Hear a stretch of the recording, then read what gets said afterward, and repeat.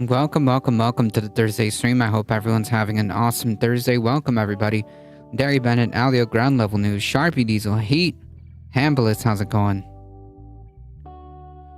Getting 32 gigabyte RAM, mini PC fixed using laptop. I mean, that should do it, though.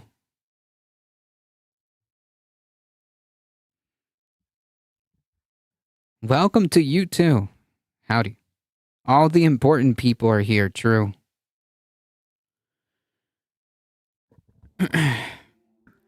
Oh boy, do we have quite a bit to talk about. But before we do so,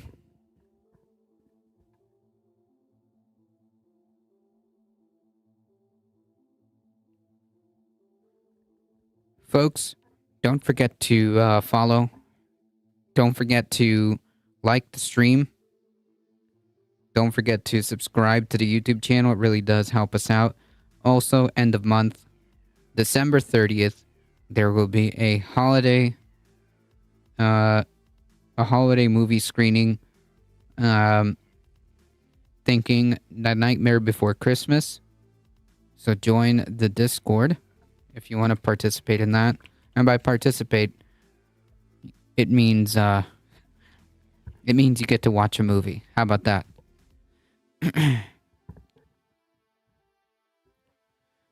Alio with the 6 biddies, thank you. Cosmic Seeking, happy Thursday indeed. Friday Junior. 11 days till Christmas today. Exactly.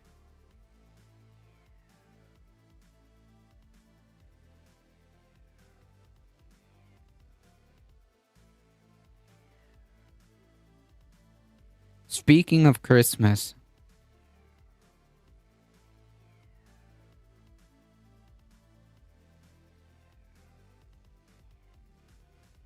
I regret to inform everybody that that Buddy the cat did not pass the Christmas tree test.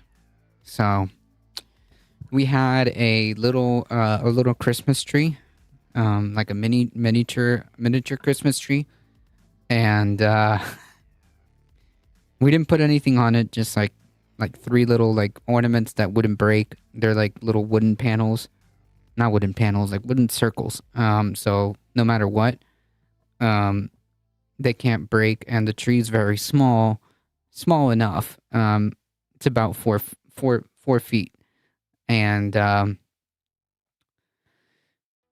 yep, we woke up to it. We woke up to it on the floor, so I don't think we can do a tree this year. We'll have to see. And if we do have a tree, we're gonna have to figure out a way to protect it. If we actually like put lights and ornaments and all this other stuff. So yeah, I don't know. My tree's also destroyed before he was finished. I'm watching Monty Python and the Holy Grail in 2 hours. Do you still have Akita with you? Yeah, she's here, but I know that she's not gonna do anything. She passed her Christmas tree test with flying colors. The very year she came into our lives, she did not do a single thing, and we already had the Christmas tree. Actually, now that I think about it, I don't remember if we already had the Christmas tree or not. I can't remember. Anyways, in any case, when she came into our lives, she didn't even touch the Christmas tree. She basically like slept under it. That's like the most that she did. But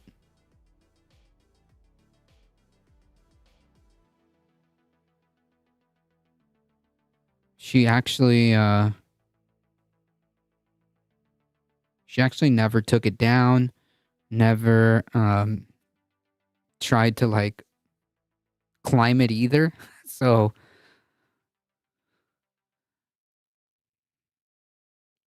Vaquita isn't the problem. Vaquita isn't the problem. She's chill. Yes, she's a very good girl. Most of the time. Most of the time. Buddy is a sweet cat. Um,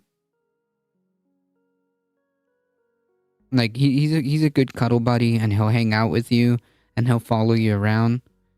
Um, Vaquita's a little more standoffish, but Buddy is more naughty. Like he'll get himself into trouble. He likes to go get himself into whatever cabinets he can fit himself into and open the doors of cabinets. He likes to climb up on stuff. Whereas Vaquita, just her thing is just to chill. Wherever she is, she just likes to chill. Like she'll like loaf in one position and she'll be fine.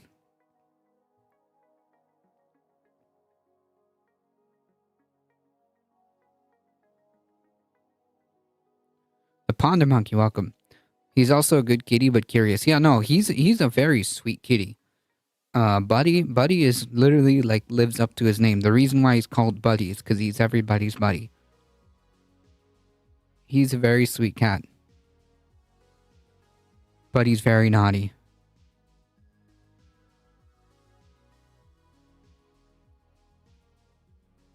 Mouselander, welcome. Meow indeed. I'm just thinking grease that pole and no kitty can climb it. Oh man. I don't know. Buddy will find a way.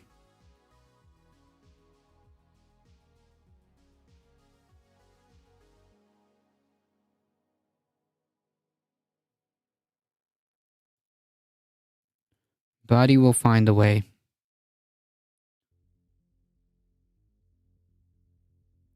Vaquita just can't be bothered to do things like that. Which is fine by me, to be honest. Not gonna lie.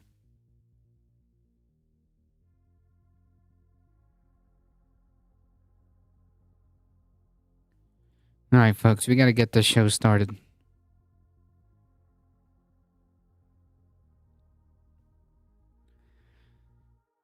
So I guess we should start with a funny story, right?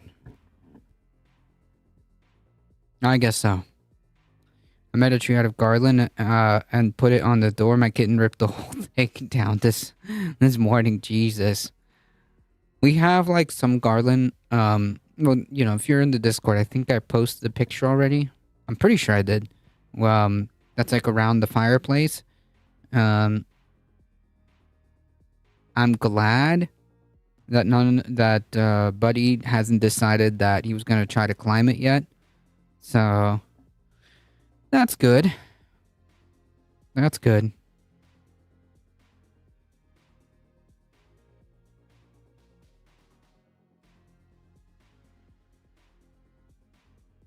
Well, unfortunately, folks, it seems like we have not seen the last of George Santos. Yep.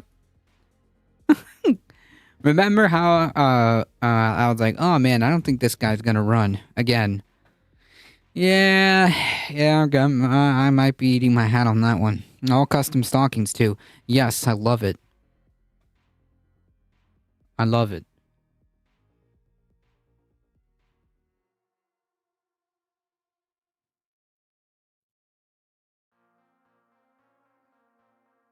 Oh yeah, he's back, or he's gonna try to be back anyways. In a radio interview this week, Santos expressed his desire to once again run for Congress. Because the first time went so well, Santos is like, you know what? I'm ready to do it again. Also, just to be clear, like if there was, you know, I don't love this news. I mean, to me, it's just like, it's just humorous only because like I don't, I don't see this panning out well, and like who's to say that if somehow he manages to win the primary, assuming that he's allowed to win, the primary and somehow also manages to win the general election, who's to say that they don't expel him again and repeat the process? Back to the scene of the crime. Can't help it. Now, don't get him wrong, right? Santos understands he can't run again like right now.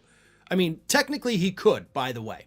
Just so everybody understands, if you are expelled from Congress, there's literally nothing that prevents you from running again. Technically, you can even run in the special election for your vacated seat. That's how expulsions work. But Santos says, not there yet, but in the future, totally going to run for Congress again. Here's what Santos said during that radio interview. I'm not done with public service. I want to go back to Congress. I'm not saying today. I'm not saying tomorrow. I have a lot of things I need to take care of first. I think we all know. Okay. Yeah, like, you know, your criminal trials. Also, like, just as a side note, this dude's known to be like a chronic liar. So it may just end up being the case that this is just all hot air. Hot air. For all we know.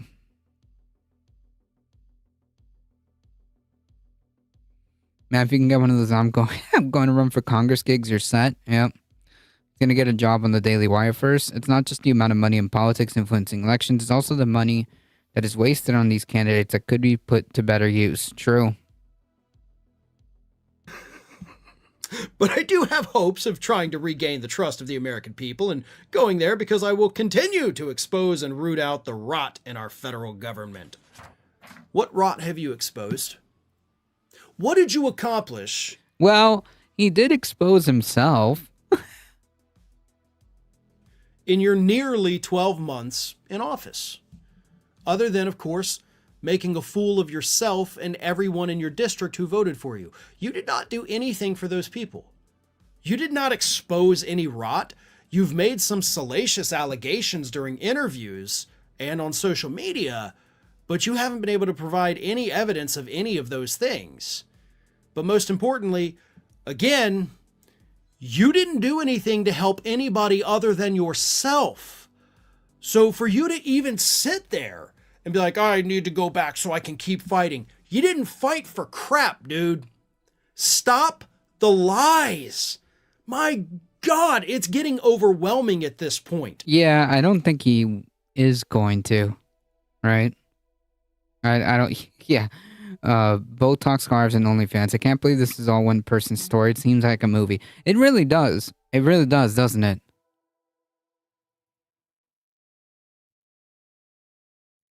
Anyone can go and look at your congressional record. They can look at your voting record. You didn't do a damn thing for anybody other than yourself while you were in office. And now you're already saying you want to go back? I mean, hell, wasn't it just a couple weeks ago you said, why would I want to stay here? To hell with this place. That's what you said the day you were expelled. I don't even want to be here anymore. I will take all the bribes. Talented Mr. Ripley IRL. Now you're like, oh, I wish I could go back. You're a child. You're an absolute immature, emotionally immature child. And nobody will ever vote for you again. Thank God. Hopefully, okay? Asterisk. Hopefully. Forrest Gump with a tan. Catch me if you can. Yeah, but like the person that supposedly was, you know, that was in that story, was actually pretty smart and pretty pretty slick, right? If I remember. I know you talk about rebuilding the trust, and I understand, as you said, you got things coming up, a trial in September, where you're facing 20 years in jail. So maybe you get a plea deal, maybe not. Maybe you get locked away for a couple years. Maybe you go away for 2 decades. And I do believe in people being able to be reformed. Surely the DNP will never adopt Santos as a candidate. They already did. What? They already did. Michael Hassler, how's it going? Welcome. Unfortunately, our prison system isn't designed to actually reform people. It's just designed to punish them. So lacking real, intense, constant therapy, you're not going to be reformed. You might end up sitting in jail for a few years coming up with your next grift, but that's about it. True. I like the emote pyramid, the Santos emote pyramid going on over here. But hopefully that grift does not include another stint in the House of Representatives or any elected office anywhere in this country. Hopefully. Well, we'll see. I mean, it's not impossible to imagine a scenario where this guy comes back, but you know.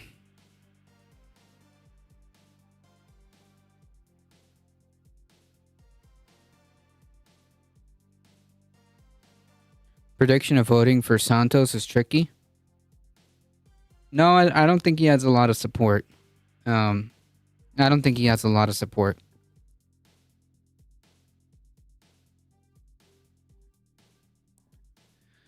All right, so now that we got that out of the way, let's get into some actual news. Florida Republicans are having a hearing about rolling back child labor laws. Yep, that's right. Florida's joining the couple of Republican states in reducing child labor protections. The DNC might prop him up so they can run against him. Yeah. Yeah, that sounds about right.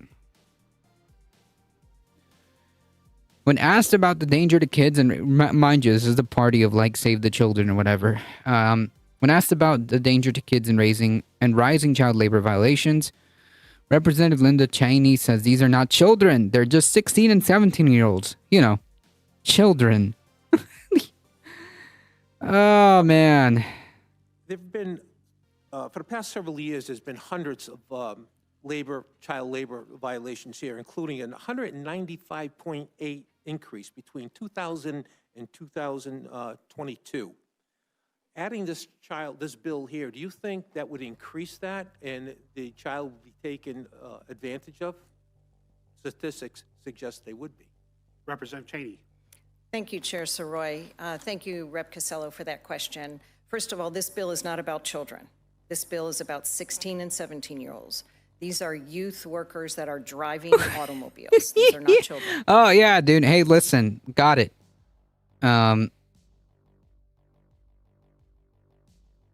Got it. So they're not children. They're 16-year-old youth workers who drive cars. Got it.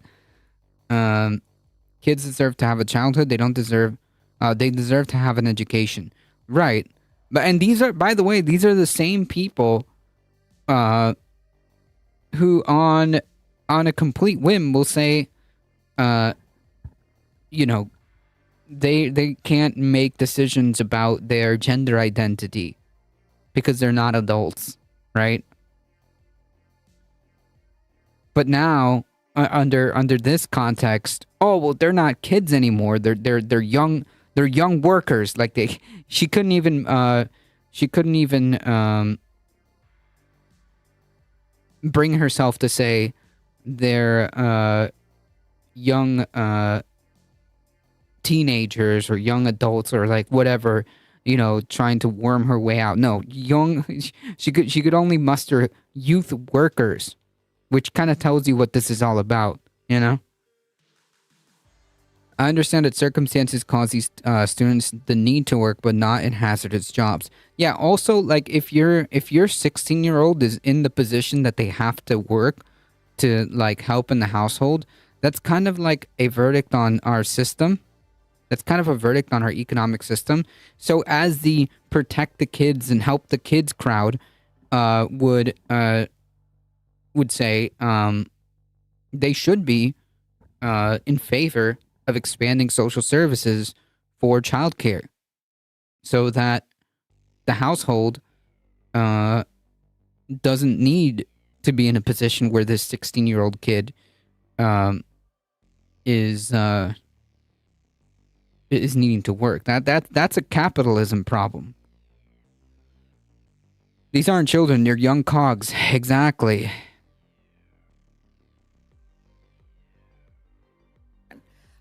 There are hazardous workforce protections in place in Florida that are more stringent than the federal protections. And the study that you reference is 281 individual cases. So it doesn't matter. Like, I don't understand what the point is here. Which There should be very strict protections when it comes to child labor. I don't understand. one case is too many, but 281 out of the thousands and thousands and thousands of workers is maybe not as much as the percentage that you presented. And I would say that if there are violations that are happening, there are laws in place. Those violations should be reported. Those employers should be held accountable. Yeah.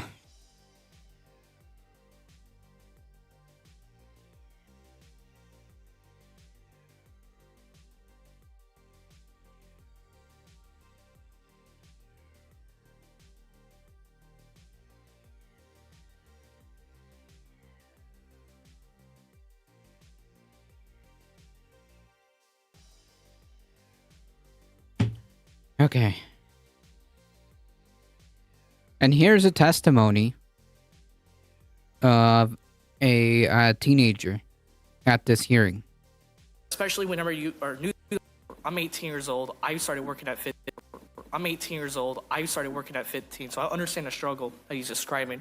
But it's very important to have these laws in place. We do not want minors who go into high school working 12 a.m. to 6 a.m. How are they going to function at school? I know people who did that. I was a college student, okay? I was a college student that had full-time college and attempted to do full-time work, and it didn't really work out, okay? It was, I can only imagine being like 16.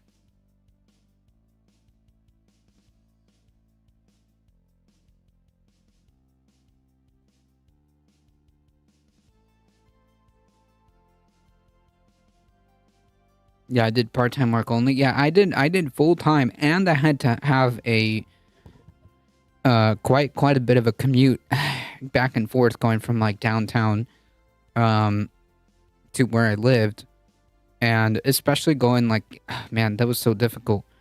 Going from like downtown to like studying, which was like a huge mission. I did it, but I was a manager though. Nice. Working under the table, and they did not succeed in high school. You cannot succeed in high school if you are going straight from work to school. As well, with my personal experience, it is necessary for minors to be able to have a 30-minute lunch break. You have to be able to recover, especially whenever you are new to work and you don't really understand the laws. And one last thing I want to point out is, I did not know as a minor how to report workplace violations. Minors don't know how to do that. They don't know the law.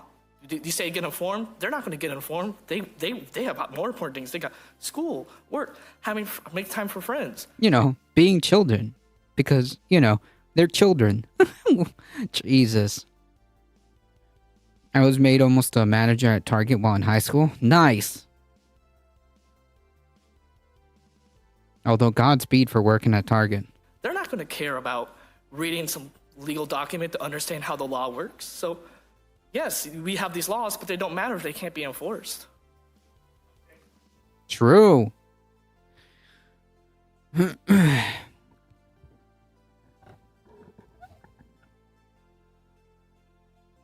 Florida's new child labor bill has a curfew, so minors aren't working dangerous jobs at 1 a.m., right? Actually, no. According to Representative Cheney, it's up to the child's boss how late they work, no matter how dangerous it is.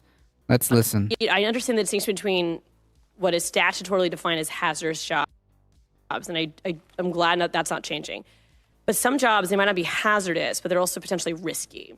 So, for example, working at a gas station past 12 a.m., I walk into gas stations at past 12 a.m. sometimes, and I'm feeling like I need to be extra careful just because of the environment. And so I'm curious, does your bill allow 16, 17-year-olds on school nights or on weekends to work a shift at maybe a 7-Eleven from 12 a.m. to 6 a.m.? Does it allow them to work in what are perhaps hours of the day or night that have higher rates of criminal activity, for example? Does your bill allow that? Representative Cheney. Thank you, Chair Soroy. Thank you, Rep. Askamani, for that question. Whew. When I was in high school, gas was at 45 cents a gallon, cigarettes 60 cents a pack, and minimum wage was $2.35. Jeez.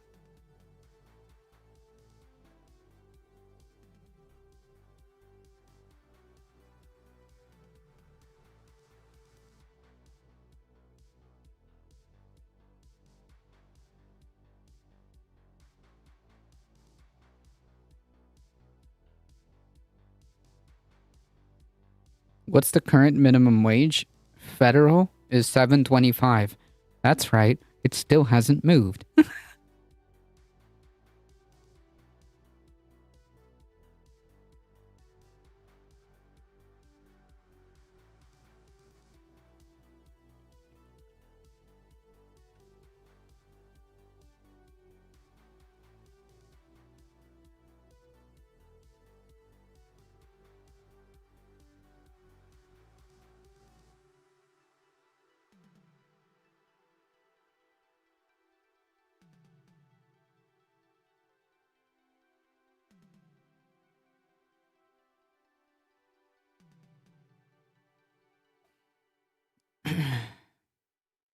I remember $1 smokes and 80-cent gas. Yeah, nope. I mean, like maybe I just was way too little. But I think by like the 90s, that was all kind of done away with.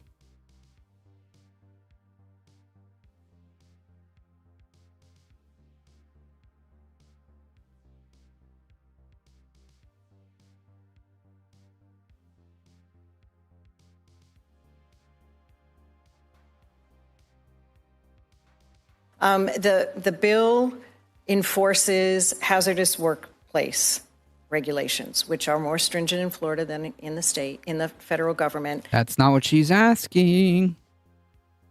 And it is up to the individual and their parent how they choose to work. And again, Wait a minute. Why would it be up to their parents? You just said that they are youth workers, as you said. They're not children. They're not. You just said that they're not children. So why would it be up to the parents? Huh. There's no mandate in this bill of when or where they work. They may choose to work 35 hours. There is also with school choice, there's a lot of differences in. Oh man. Whew.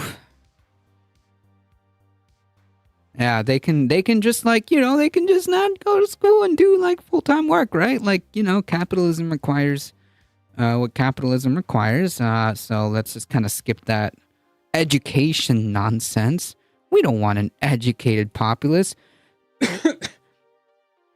We need them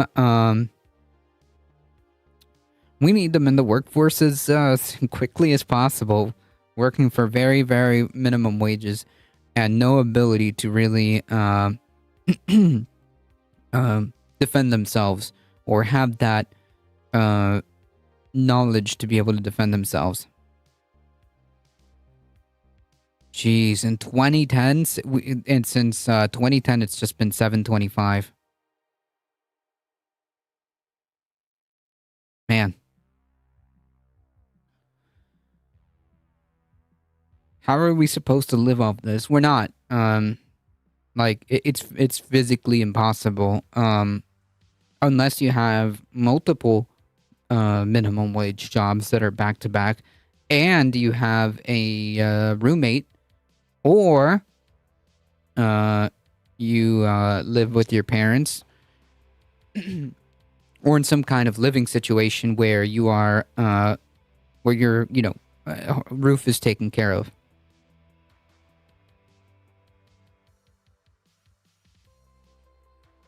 Otherwise, like, it's just not. Otherwise, it's just not feasible. Like, it's just not.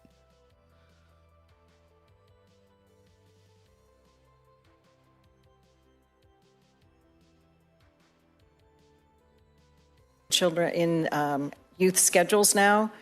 So they may not be going to school during typical school hours. So for them to choose, they have the right now to choose what best fits their individual situation. Thank you, Representative Cheney. Yeah, thank you. Jesus Christ. No unions? No. Republicans and conservatives have pretty much squashed that idea after Reagan, in the Reagan era.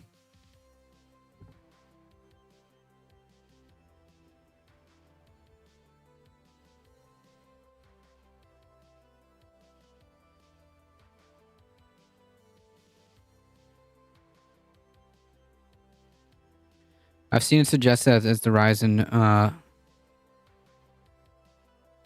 I've seen it suggested that the rise in polyamory is a response to rent prices. I mean, maybe. What is it? Correlation, causation? Because, like, I don't know. It's possible. Yeah, wages have not kept up with housing costs or cost of living, like, in general, at all. Even in, like, the most generous states, where states that have higher minimum wages, even in those states, it's pretty difficult to have, like, one adult be able to handle all cost of living in with one job. Cheney, Representative Escamani, one follow-up, and then we're going to move on. Okay, thank you. Thank you, Chair. You mentioned in your response parents would be engaged in the decision. Does the child have to get parental consent to take that job if they're 16 or 17? Is that required? Representative Cheney. Thank you, Chair Soroy. Thank you, Rep. Escamani. No. What? That's wild. That's wild. Strider making me dab. All right. I will dab and grab something real quick, and I'll be right back. So I will do the dab. Oh, I have dabbed. Housing market has ruined corporations, drove the prices all for more profits. Exactly. It's a capitalism issue. Give me 1 second, folks.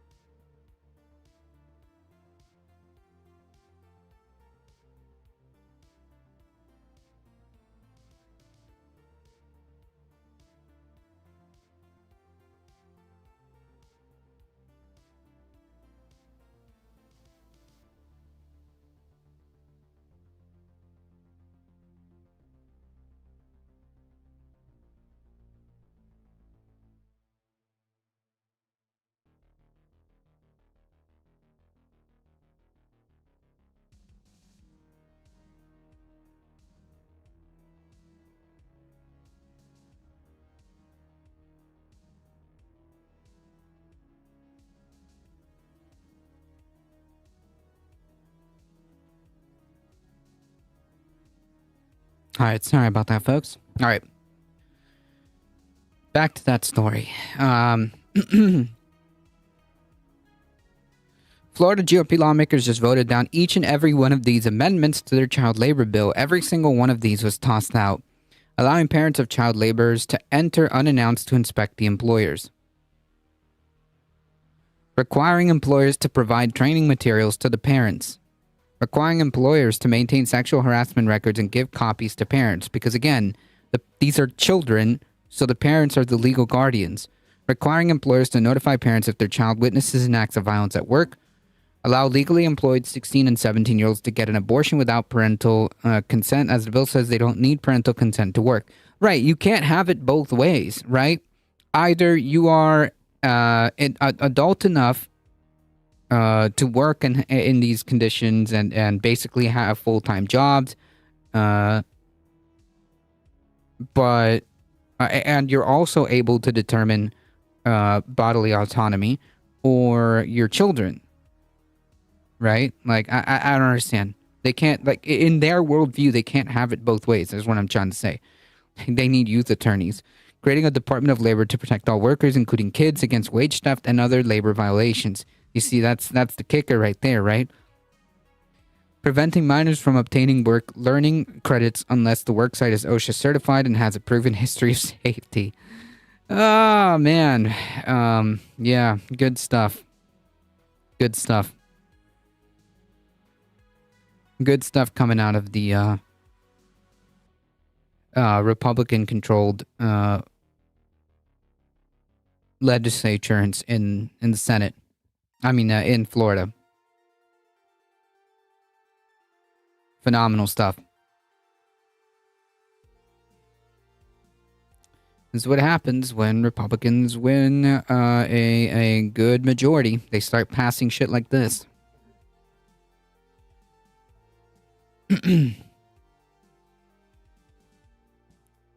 Shifting gears really quick. Senate passes $886 billion defense spending bill with pay raises for troops and Ukraine aid. How happy is everyone to see Conscious Canuck join the chat? 1, over the moon.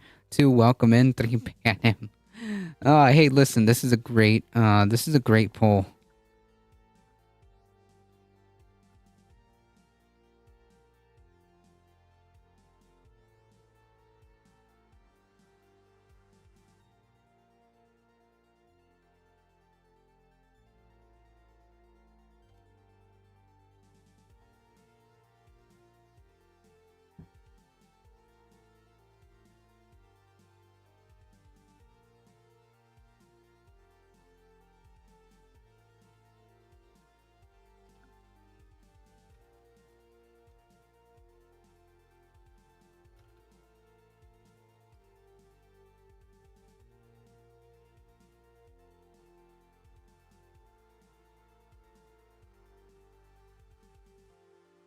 Okay.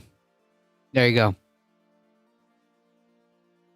And progressive policy is their specialty. Yep. Yellow King, welcome.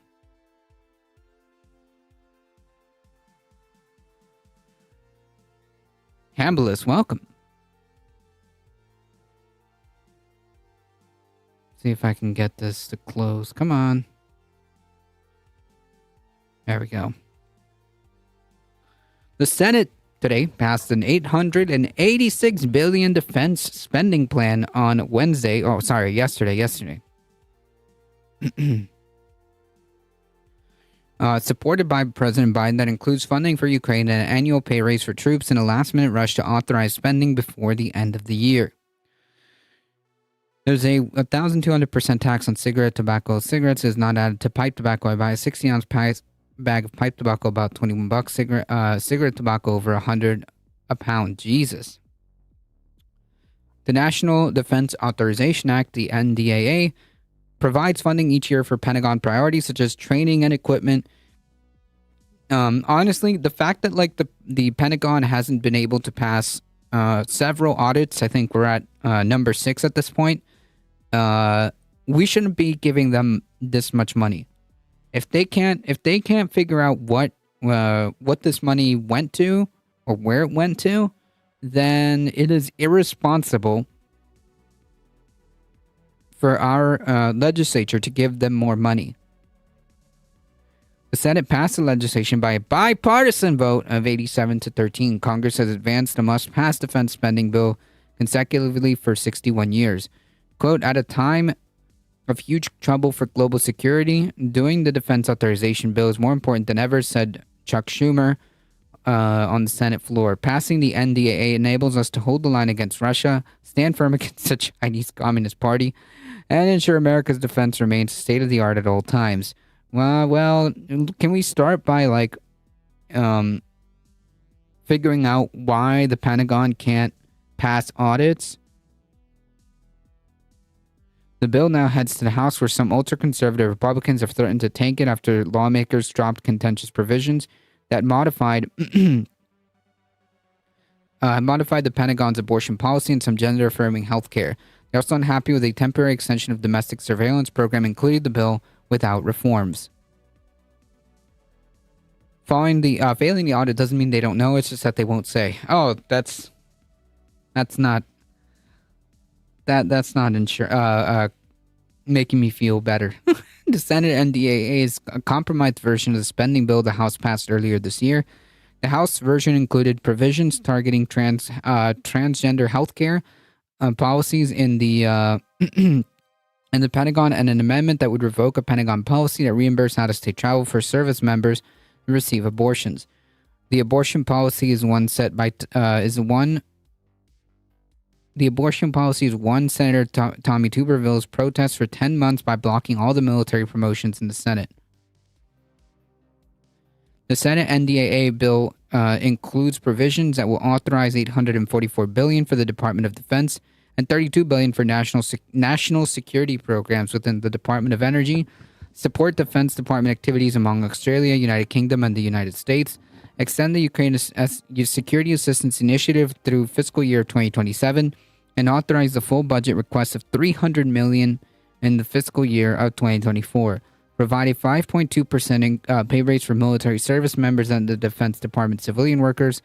Support requested funding for naval vessels, combat aircraft, armored vehicles, weapon systems, and munitions. A handful. The only thing that makes sense here is providing a raise for workers. That's literally the only thing that makes sense in this. A handful of Senate Republicans threatened to delay the passage of the spending bill over the last few weeks because of the missing amendments on social issues. Senator Johnny Erst forced procedural votes in an effort to delay the bill's passage in the upper chamber. Shame on Schumer for backing the Biden administration's radical abortion agenda. I never back down from a fight. Ernst wrote on Twitter, the Pentagon should be focused on protecting innocent life, not destroying it. Senator Josh Hawley also looked to block the NDAA's package after the final version stripped his proposed legislation that would provide compensation for victims of nuclear contamination. They forced a procedural vote on the NDAA last week, but failed to delay its package. Passage or package? Anyways. The Senate's NDAA also included a 4-month extension of the Section 702 of the Foreign Intelligence Surveillance Act, a domestic surveillance program, which is set to expire this month. The program allows the government to gather private message of foreign nationals overseas who are using U.S.-based messaging platforms. Not sketch at all, by the way.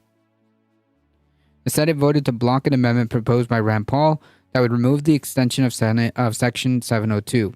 FBI Director Christopher Wray has said allowing the program to lapse would jeopardize national security.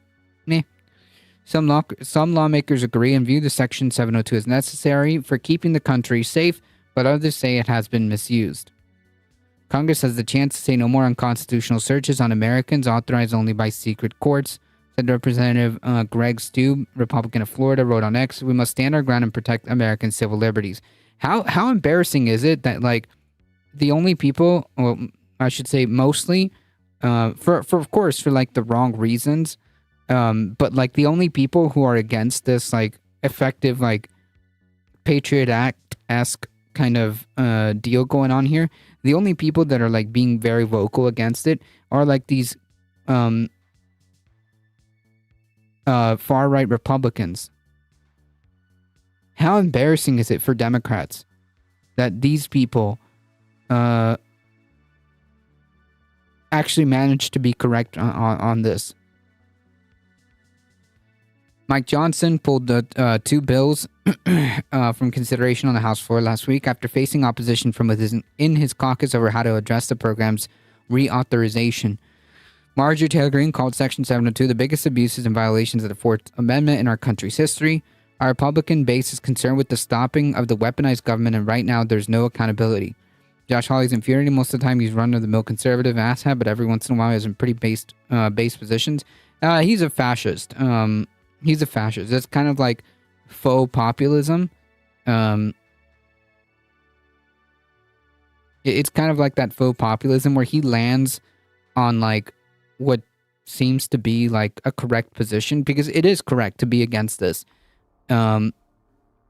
but for all the wrong reasons. Because as Marjorie Taylor Greene points out, the reasons why they're against it is because they think that they think that the deep state is being weaponized against conservatives. That's what they think. That's the reasoning behind it. It just so happens to be correct, not for the reasons that they think it is correct. If that makes sense, I don't know. I don't know if I worded that correctly. Was it Hawley or Cotton who wrote that NYT op-ed arguing for the military to be sent into cities to put down protests in 2020? Honestly, it could have been either one of them. This sounds it sounds like either one could have had this type of language.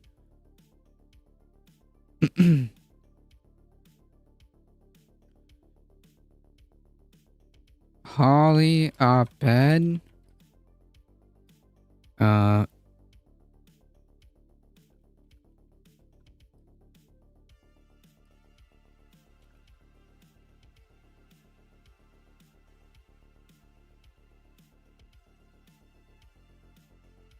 Might have been Tom Cotton.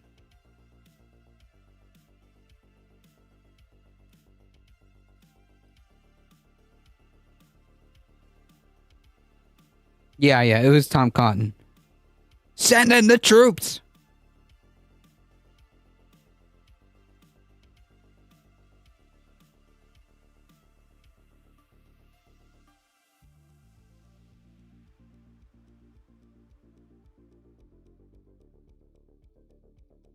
Yeah. It does sound more cottonish because it is. You're right.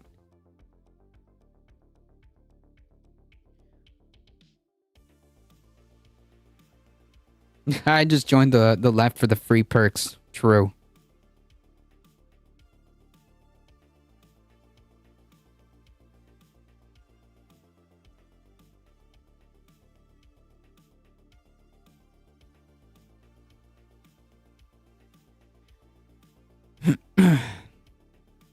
The NDAA now heads to the House where it needs 2/3 of votes to pass, but there's strong opposition among Republicans over the missing provisions on social issues. George Soros provides good bennies. True. The sole focus of the NDAA should be on national defense and security issues, but instead it funds transgender surgery in the military and still allows drag queen shows in the military. Time to go back to the drawing board, said Andy Harris. Yeah. Cool. Like, never mind the fact that we still don't have health care. Never mind the fact that, like, the Pentagon can't pass financial audits. No. It's the drag queen shows and the trans surgeries. That's the problem.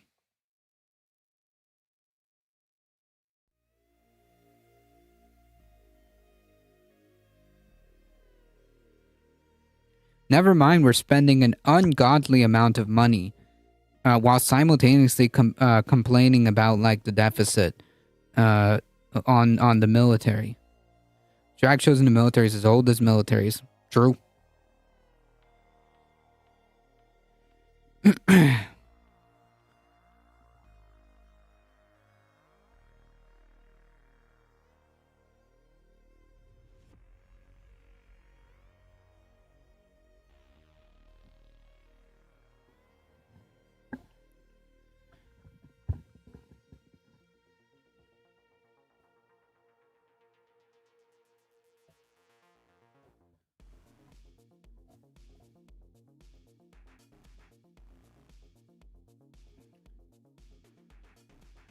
A 13-year-old boy accused of planning of planning a domestic terrorism. Yeah. The budget would balance itself if the poor just gave up and died like in the good old days. Jesus.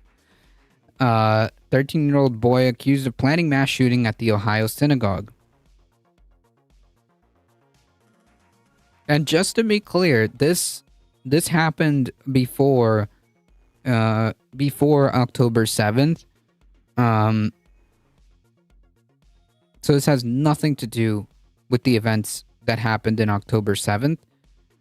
What I would like to know is where and how this radicalization happened. That's what's pertinent, I think, to this story. Like, what radicalized a 13-year-old to think this way and make plans enough so that he was deemed a credible threat.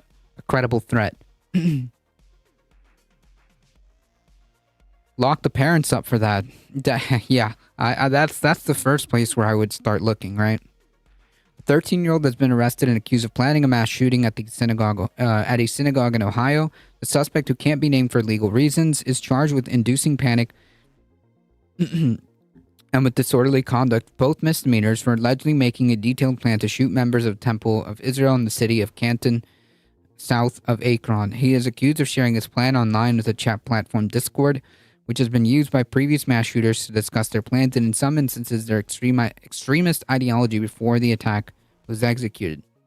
The suspect's detailed plan to complete a mass shooting at the Temple of Israel was reported to law enforcement and required an immediate investigatory response, said a Stark County family court filing submitted by the Stark County Sheriff's Office.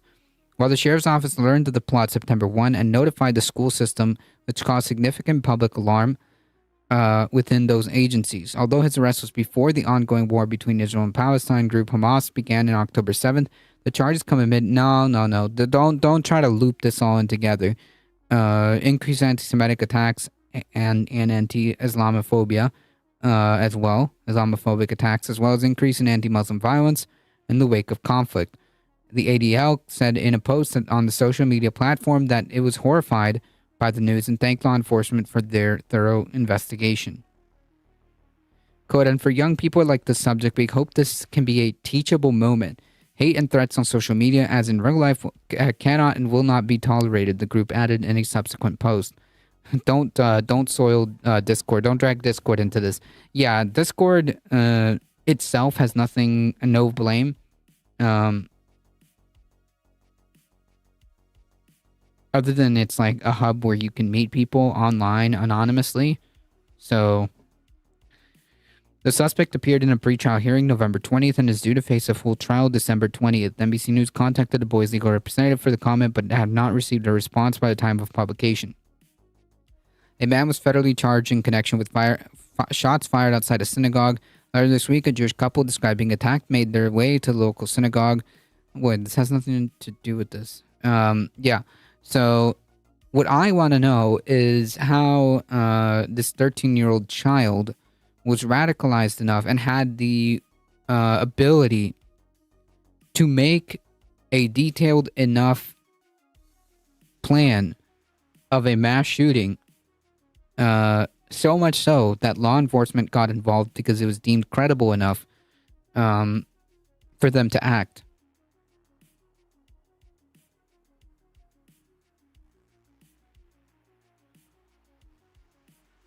Yeah, 13 years old.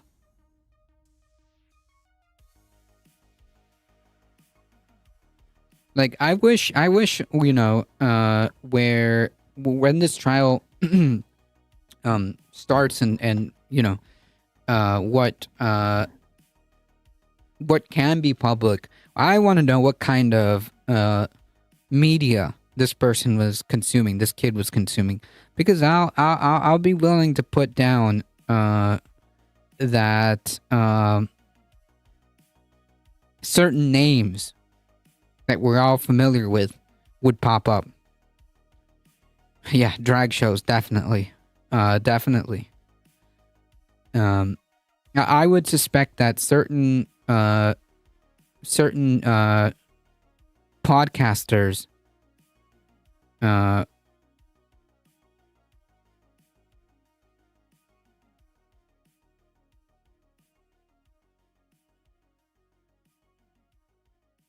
like how the child's ethnicity was left out, which makes it kind of obvious. I'm a little curious if it's like the Muslim teenagers, the FBI would talk into planning something so that they could arrest them. Who knows? Who knows? Who knows?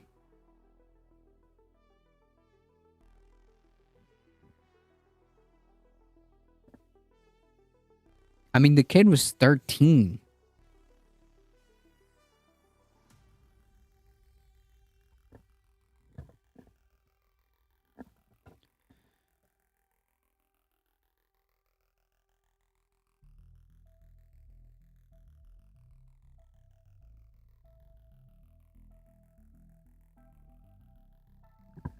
The drag queen military strategy hour sounds legit. Given how most mass shooters were on the radar with no arrests.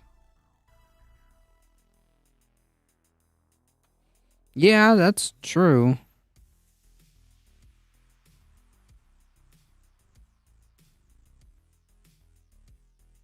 I guess if we get more details on this case, we can like make more we can get more clarity as to how this came about. But on the assumption that this was like some far right radicalization, it would not surprise me if certain prominent YouTuber podcasters come up, if that's the case.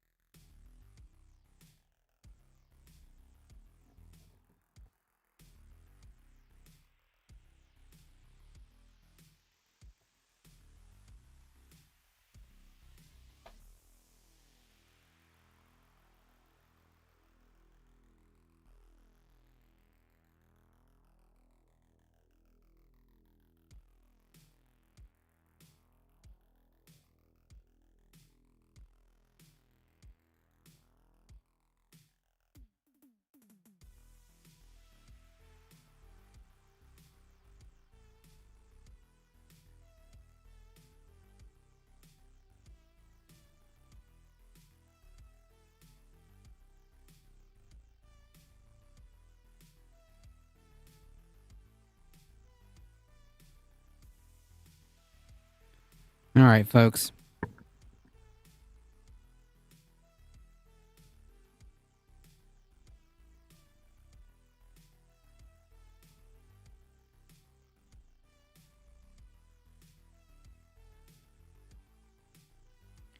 Prisoners are suing Alabama over forced labor, calling it a form of slavery. It's not a form of slavery. It is slavery. It is undoubtedly slavery. A group of current and former Alabama prisoners are alleging that the state's prison labor practices amount to modern-day form of slavery, according to a complaint filed in federal court this week. The plaintiffs include 10 men and women who worked during their time in Alabama prisons and say they were trapped in a system in which incarcerated people are forced to work, often for little or no money, for the benefit of numerous government entities and private businesses. Those 10 people are all black. In fact, a fact they emphasize underscores the disproportionate amount of black people held in the state prisons. Look at the 13th Amendment. Yep. That's right. If the 13-year-old... if the 13-year-old is found guilty, what then? Then they'll go to prison. Or I don't know what the consequences are for those misdemeanors. I don't know. 13th Amendment, they'll lose the case. Man, that's so messed up. The lawsuit also alleges the conditions in the state prison system itself are inhumane and render any work there inherently coercive. In 2020, the Department of Justice sued the state for failing to provide prisoners with safe and sanitary conditions. Alabama Governor Kay Ivey and Attorney General Steve Marshall are among the public officials being sued, along with leaders from the State Department of Corrections and Transportation and the Board of Pardons and Paroles. Several private employers named in the suit are the franchises of well-known companies McDonald's, Burger King, Wendy's, Kentucky Fried Chicken, where prisoners have worked as part of a work release program.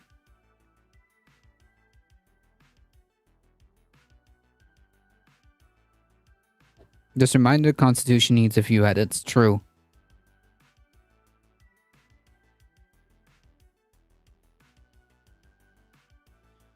Some people want to equate forced labor to slavery.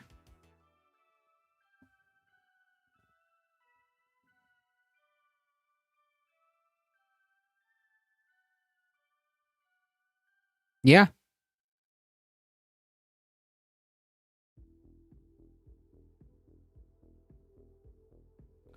No. It's not. It's not slavery. It's a cheap labor program. Yeah, there you go. It's not slavery, folks. It's just, it's a work release program. There you go. Most of these defendants cannot immediately be reached for comment. The Alabama Department of Corrections told NPR cannot comment on ongoing litigation. The governor, the governor and attorney general, the parole board, and the private employers and public employers are all participating in this enterprise that is intended to result in economic benefit for all of them, said B.J. Chisholm, one of the lead attorneys representing the plaintiffs. In 2023 alone, the economic benefit of prison labor, slave labor, in Alabama was more than $450 million, according to the lawsuit. Yeah, just an involuntary work program. Yeah, there you go. The Red, White, and Blue 13th Amendment. The amendment, Section 1, states neither slavery nor involuntary servitude except as punishment for crime whereof the party shall have been duly convicted shall exist within the United States or any place subject of their jurisdiction. I.e., it's illegal. In all, more than 24 defendants are accused, among other things, of violating the First Amendment of the Constitution, the Trafficking Victims Protection Act, a federal law which bans coerced labor, and Alabama state constitution, which was amended last November to ban all forms of slavery and involuntary servitude. Oh, wait a minute, but the state, this is state prison, and the state constitution says this is illegal. How bad is it that, like, the state of Alabama in its constitution, like, technically on paper, banned all forms of slavery and involuntary servitude, whereas the federal constitution does not. It's kind of sad because these prison slaves are the most expensive to house and care for slaves in human history. As NPR reported last month, that amendment to the state's constitution is part of a larger movement to end forced labor in prisons, slavery. In the past 5 years, 7 states have changed their laws to get rid of what is referred to as the exception clause, legal slavery. Many state constitutions and the U.S. Constitution ban slavery and involuntary servitude, except as punishment for a crime. Advocates for prisoner rights say that language opens the door to forced labor in prison. Slavery. I mean, like, come on, people. Prisoners in Colorado, the first state to amend its constitution, have filed a similar lawsuit saying that the state is forcing people in prison to work despite the change in law. Chisholm say lawyers are working on the Alabama case have been closely following the case in Colorado. Alabama is an extreme case where there's so many both private and public employers that are participating in this scheme that it stands out, Chisholm says. But hopefully the lawsuit will be a warning to other states about violations of federal law that they would be incurring if they expand it in the way that Alabama has. The Alabama prisoners, joined by 3 labor unions and nonprofit that monitors prison conditions in the state, allege that if they refuse to work, they risk punishment, including solitary confinement, food deprivation, and physical punishment. And the loss of good time credits can reduce a person's time in prison. And the loss of good time credits that can reduce a person's time in prison. Lakira Walker, a plaintiff who was in various state prisons from 2007 until earlier this year, says she faced sexual harassment during road work and was disciplined when she refused to work because of it. I'm out, but my heart is still there with my friends and family who have to suffer. Walker said in recorded statements. They can say, oh, it's not like that. Oh, we don't force labor. And oh, it's okay. But you have so many women on the inside now that are afraid to speak out. Yeah, it's undoubtedly coerced work. Another way of putting it is slavery. Robert Earl Council is in prison at the Limestone Correctional Facility in Harvest, Alabama. He's one of the founders of the Free Alabama movement. In the lawsuit, he says he faced beatings, death threats, and psychological abuse from guards for advocating that people in prison refuse to work. Alabama seems to be addicted to cheap labor, Council said in a recorded statement. Those who partake in the slave process with Alabama are just as guilty as they are. Each corporation, each fast food company. But see, the issue is that they don't care. They don't care. In fact, this is optimal for them. And if all labor could be like this, completely free and coerced, and no if and or buts about it, that's how labor would be across the board. If corporations got their way, there would be no labor protections, no labor laws. It would literally all be, ideally they would all want this type of setup. The lawsuit filed this week alleges that even though some prisoners are deemed safe to work in the community, they are still denied parole at the unjustifiable high rates, with black people being denied far more often than white people. The cheap forced labor creates an incentive to keep these people in prison, the lawsuit alleges. Of course, it's cheap labor. It's free. It's literally free slave labor. As a result, it states the current system essentially resurrects the convict leasing system of the post-Civil War era. Labor and incarceration have long been intertwined, said Andrea Armstrong, a professor at of law at Loyola University in New Orleans. There was this idea that people should have to pay for their own incarceration, and that is unlike most other government services that we offer. Cheap prison labor masks the true cost of incarceration because otherwise prisons would be paying a free person at least minimum wage to do the same work. And there are other intangible costs, she says, that come in different forms, in keeping people isolated behind bars and away from their communities. Right, they can't really arm themselves properly in terms of the knowledge to say, like, hey, what do we do about this? Itemization and keeping them isolated is ideal in this scenario. They can't combat this system effectively.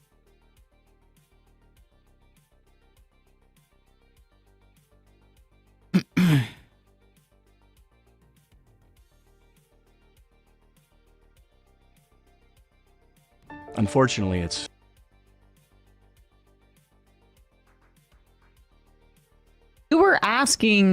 Sam, you were asking, where the hell Tucker's been, right? I mean, he has really kind of fallen off the map. This Twitter show is a pretty big misstep. What is happening with that Twitter show? Are they getting many views? Do we have any sense? We can't. It's hard to know exactly because I can't remember who pointed this out on Twitter, but there's the two feeds. There's the For You, which is algorithmically enhanced with all your favorite anti-Semites added into your feed, and then there's the Your Actual Feed, which is supposed to be people you are just following, and nonetheless, Tucker's show keeps appearing into the people you're only following feed, and as we know, just appearing in the feed is enough for Twitter to count it as a view. Yeah, well, that's the thing. Views really doesn't. I mean, it's absurd on Twitter. Like you scroll through everything. I don't watch video on Twitter. Exactly. So they're fudging those numbers. Undeniably. Okay, undeniably.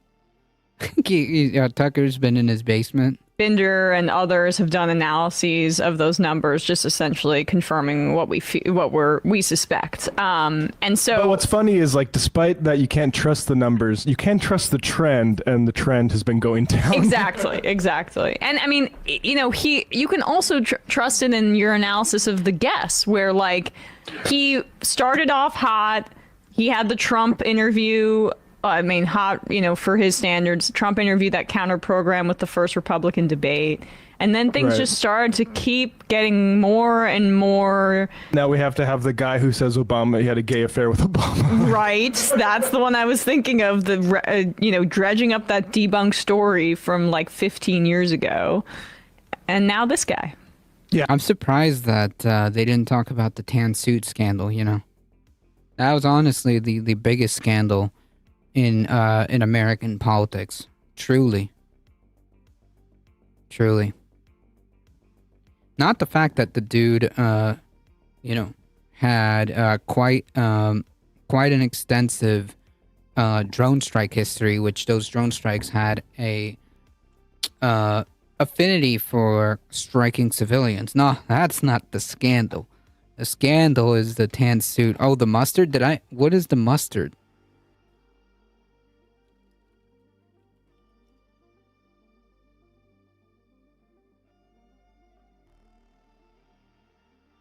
Oh, Dijon? Hold on. Let me refresh my memory here. As you all know, President Obama is a real man of the people, and yesterday he dropped by a popular Virginia restaurant to grab a burger with his pal Joe. Now take a look at him ordering his burger with a very special condiment. Just your basic cheddar cheeseburger, medium well. I just want mustard, no ketchup. If you got like a spicy mustard or something like that, or a Dijon mustard, something like that, Dijon mustard, something like that, or Dijon mustard, something like that.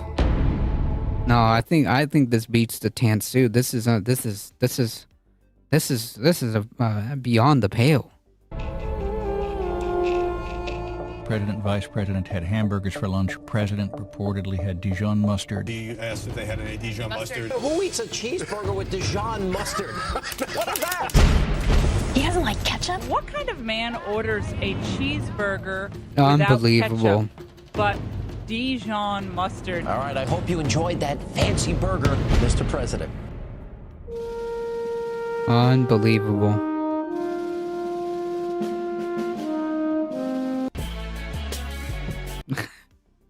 At least you didn't dive into the custard fingers first. True. I like spicy mustard on my burgers. Personally, I just like regular mayo. Ketchup and mayo is all you need, in my opinion. But hey, you know, whatever. Yeah, unforgivable. Unforgivable. Yeah, Alex Jones is like the last refuge for a show that is struggling with its numbers. Here he is with Tucker Carlson. And Trump being the candidates. You see the system, the media going after Biden, and he deserves it, but they were covering it up until now. Now they're covering the laptop. Now they're covering attack on the dog. Now they're covering, all of his senility, all the corruption, the Chinese spies. Hacking a dog. What a pig he is. I'm sorry. Well, I mean, I was told that by Secret Service and by... What?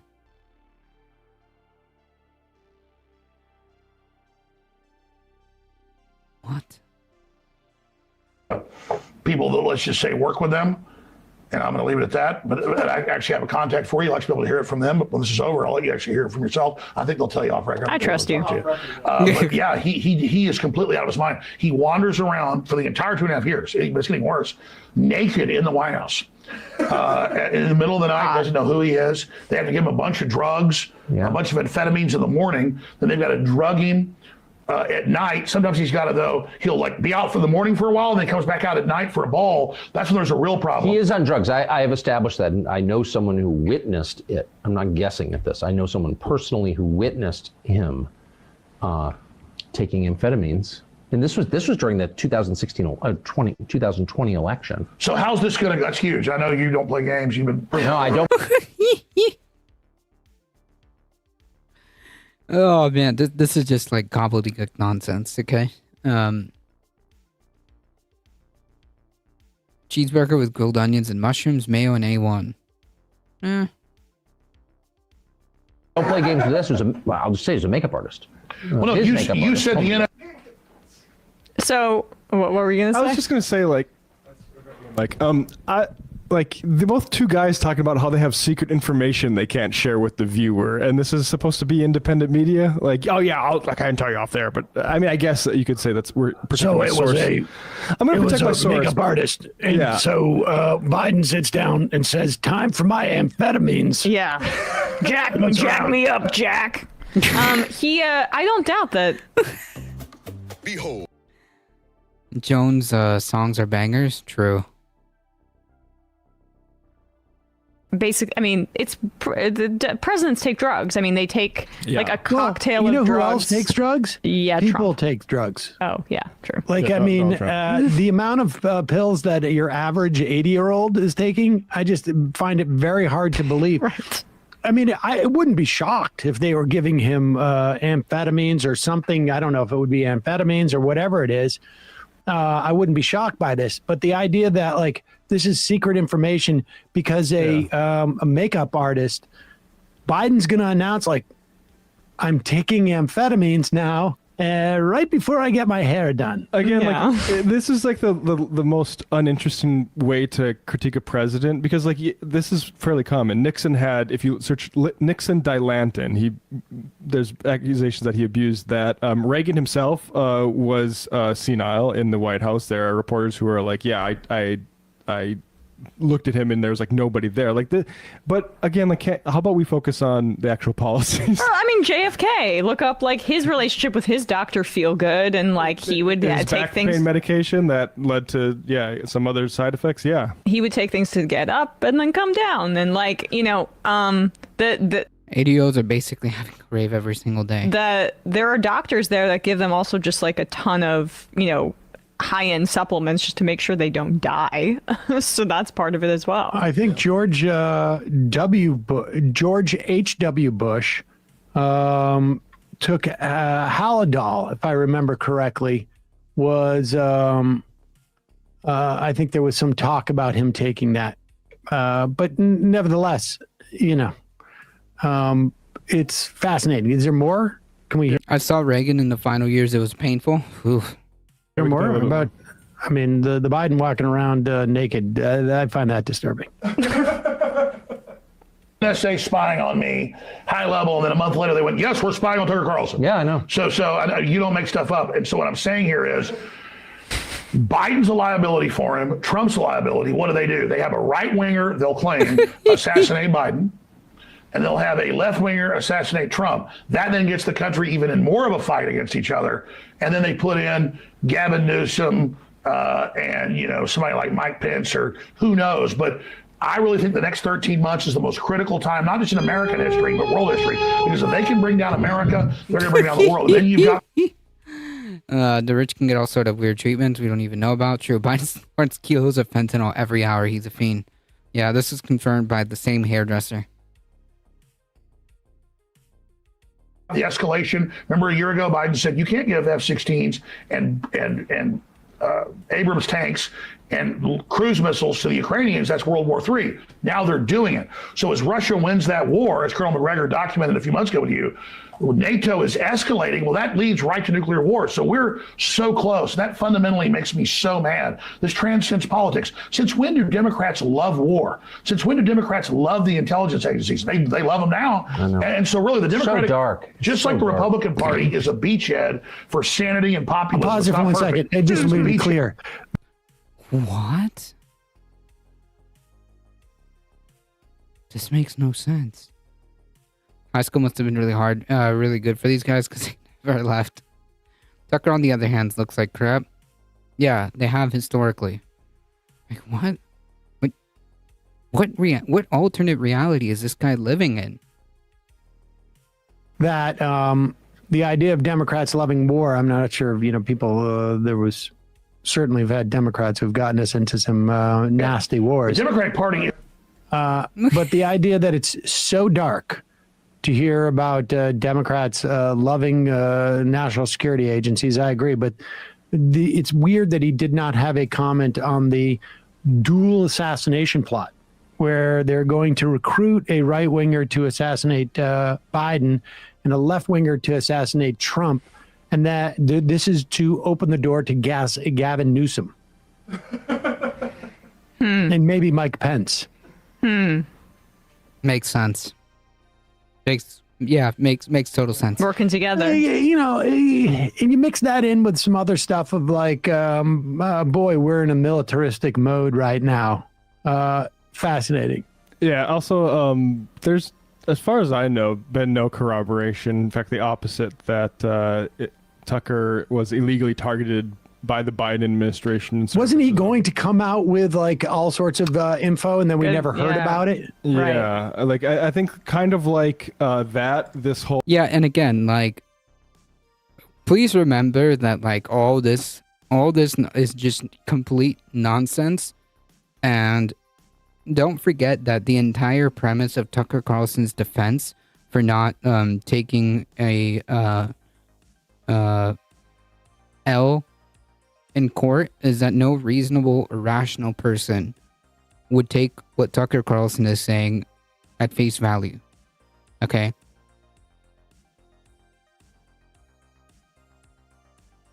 No reasonable or rational person would take anything that this guy says at face value. Like, he's BSing. Oh, there's going to be a dual assassination thing is something that they're going to talk about for a while to get attention, and then we won't hear about it when nothing comes of it. Right. Is there any more to this? I don't know. I'm obviously full of crap, Your Honor, because you see, no reasonable person would believe what I'm saying. It's getting increasingly less 11 more relevant. minutes, but yeah.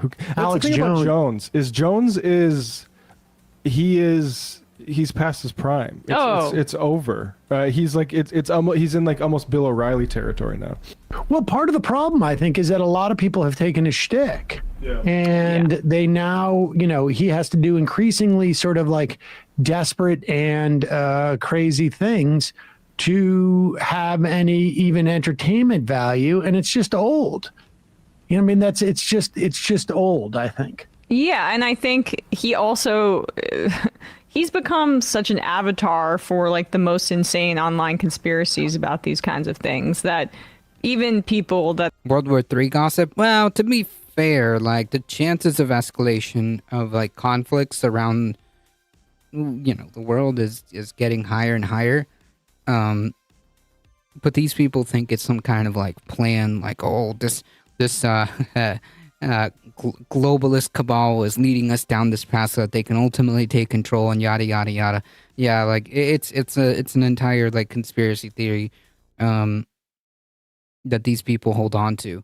But there, I mean, we can all see, the conflicts around the world, they're pretty hot. That's not false. But like that's how you kind of have to spin conspiracy theories, right? That's kind of how you have to spin successful conspiracy theories. You get like one little grain of truth that you can kind of vaguely reference because like it's kind of being talked about around the world, and you've seen some instances of where you can kind of twist everything together. That's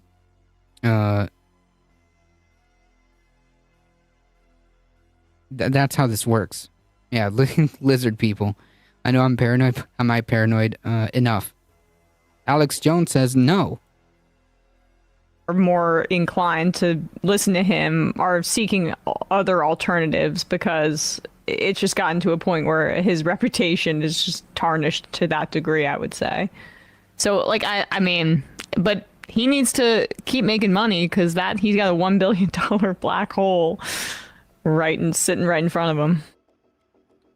Yep. Heat with the 10 biddies. Thank you so much. I appreciate it. Tucker Carlson content is bona fide fat, fortified, sugar added, GMO enhanced, heat pasteurized, PUC infused, microplastic coated, all American BS. Yes.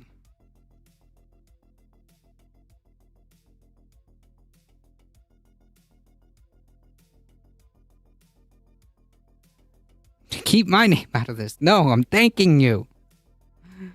All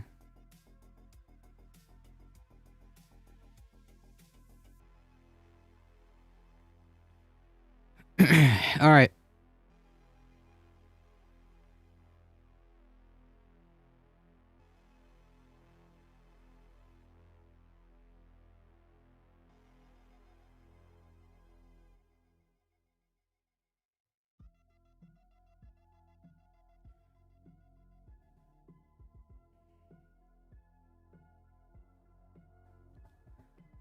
Let's talk about this. Uniquely horrible choice for you, U.S. adults, want a Biden-Trump rematch in 2024.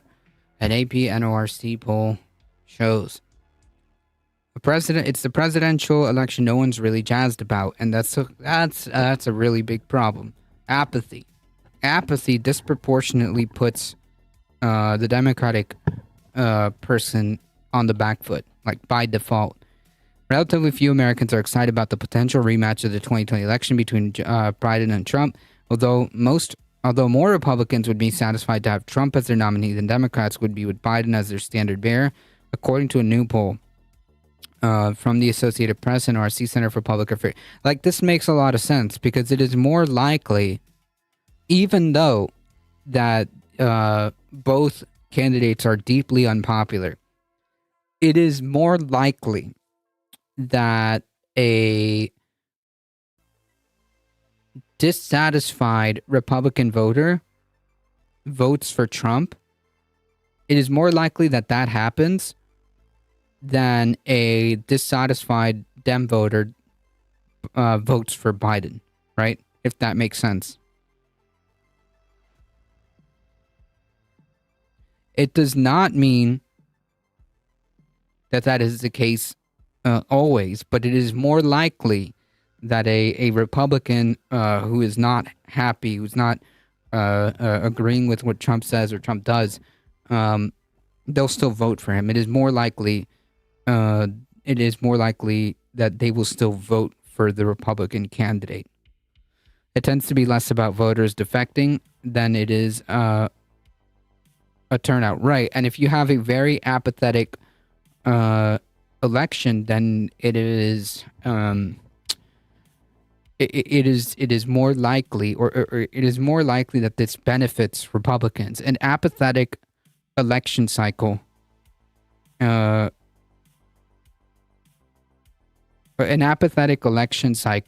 is more beneficial to Republicans, generally speaking. Just as a broad observation that we kind of can use. An apathetic election is not a good not a good thing. Take a look at how many Republicans there are now versus Dems in the country. Stoke enough fear close to election day and you'll get turnout. Maybe. But fear works better on Republicans. Fear works better on Republicans. Like, all the Republicans need to do is just get up there and say, like, these radical left communists are have destroyed America. It's time it's time to take your country back, and they'll vote. It is more likely that scenario happens than Biden going around saying, like, oh, well, I'm not Trump. Depends on the buttons being pushed. Maybe. And if the scenario changes in a couple months, then I will be singing a different tune. But that tactic makes me want to dig my heels in and say no. Yeah, so again, it is more likely that a disaffected Dem voter, it is more likely that they'll be like, I'm going to stay home. I'm going to sit this one out.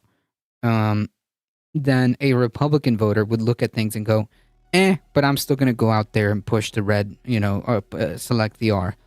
That scenario is more likely. Does that make sense? I hope that makes sense. That palpable apathy from voters comes even as both Biden and Trump are facing relatively few obstacles in their path to lock down their party's nominations next year. Biden has amassed support from the Democratic officials as a handful of mostly token primary challengers have struggled to spark momentum. Despite 91 indictments across 4 criminal cases, including some centered on his attempts to overturn the election, Trump's grip on the GOP primary voters showed no sign of loosening a month before the first nominating contest in Iowa. And to get a sense of that, like, he's so far ahead in the polls that there's no competition. It's not even close. It's not even close. Probably the best way to put it is, I find it sad for our country that that's the best choice, as said Randy Johnson, but that's where we're at. I'm not getting excited until late August. The problem is that, like, by that time, if the numbers still look pretty bad, there's no time to course correct, right? There's no time. If it's August, if it's late August, and the polls are looking very bad, there's no chance. There's no time at that point. The time to start getting a move on is like now. You know what I mean? The time to start waking up and moving is now. Because it's I'm not gonna I'm not gonna worry until it's August. Well, August is kind of late, right? So if we're in the same spot in August, that's the problem, isn't it?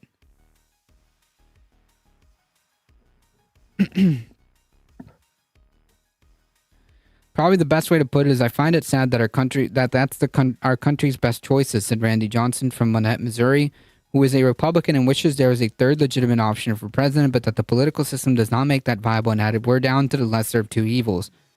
Yeah, I mean, it's always going to be that way in terms of the system that we live in right now. Even if there was a third party, you'd be voting for the lesser of all the evils, right? You'd be voting for the lesser. I don't know. Anyways, the point being is that this dude is going to vote Republican, okay? Don't make no mistake about it, okay? He's like, well, I find it sad that our country, yada, yada, yada, yada. He's gonna go out there and vote for Trump, okay? Andrew Collins is an independent from Windham, Maine, said this is probably the most uniquely horrible choice I've had in my life. I feel that. I'm registered as independent, and so I can't vote for a candidate in the primaries. Ranked choice voting would be nice. Would be great. Yep. Sorry. About half of them say they would be very somewhat satisfied if Biden becomes the party's nominee.